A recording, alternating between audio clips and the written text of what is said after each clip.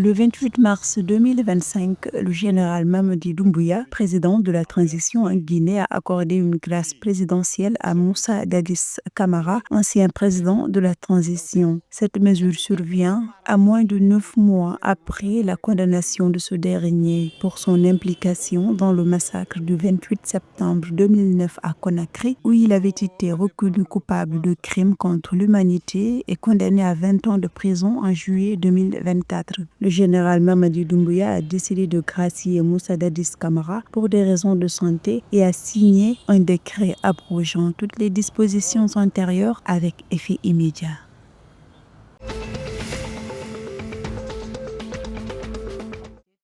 Au Sénégal, les fonds de dotation pour la décentralisation et l'équipement des collectivités territoriales ont augmenté de 5 milliards de francs CFA, passant de 74,6 milliards de francs CFA en 2024 à environ 79,6 milliards de francs CFA pour l'exercice 2025, selon le ministre de l'Urbanisme, des collectivités territoriales et de l'aménagement du territoire. Plus précisément, le fonds de dotation de décentralisation recevra 36,9 milliards et le fonds d'équipement des collectivités territoriales 42,7 milliards. Ces financements visent à renforcer les capacités des collectivités dans la réalisation de projets de développement.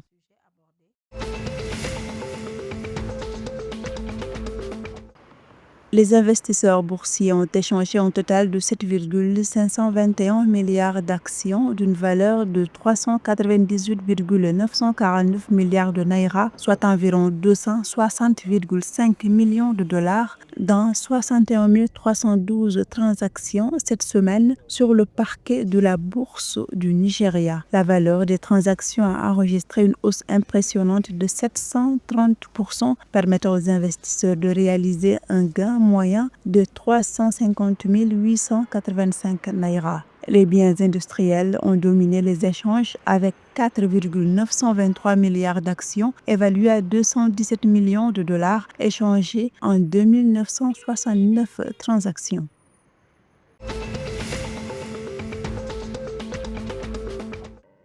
Le jeudi 27 mars 2025, le ministère de l'Agriculture, de l'Élevage et de la Pêche du Bénin a procédé au lancement officiel de la première édition de la campagne de vaccination contre la fièvre aphteuse et la dermatose nodulaire contagieuse bovine. Cette initiative vise à protéger le cheptel national avec un total de 26 620 bovins immunisés contre la fièvre aphteuse et 222 500 contre la dermatose nodulaire contagieuse. Ce programme s'inscrit dans le cadre du projet de sédentarisation des troupeaux de ruminants.